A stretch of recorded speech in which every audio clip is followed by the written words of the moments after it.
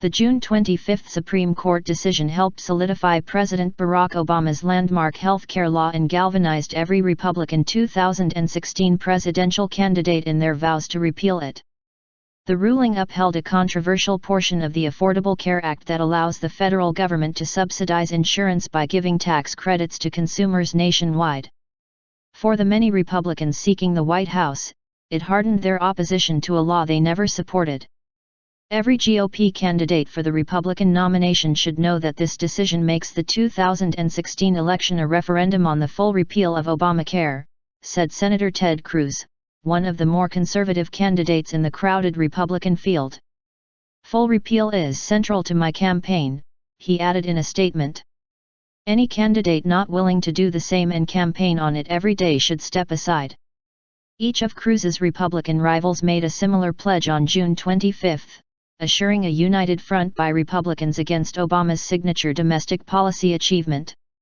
The 2016 race will be centered on healthcare as the most dominant domestic issue in the country, insisted White House hopeful Senator Lindsey Graham, imploring Americans to take advantage of this opportunity and vote Republican.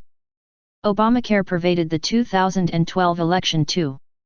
Republican nominee Mitt Romney argued he would abolish it root and branch if he became president, despite Obama modeling his law after Romney's own healthcare reforms that he implemented as governor of Massachusetts.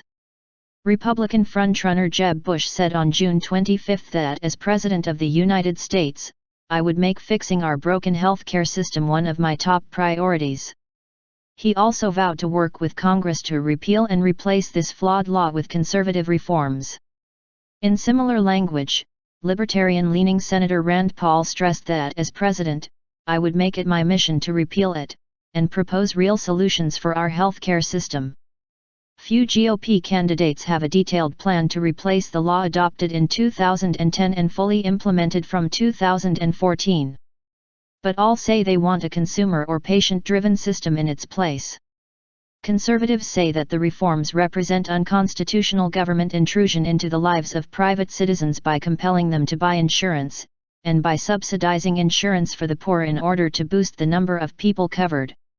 "We need to do the one thing we've never tried in our healthcare system, real competition," said candidate Carly Fiorina, a former chief executive of Hewlett-Packard.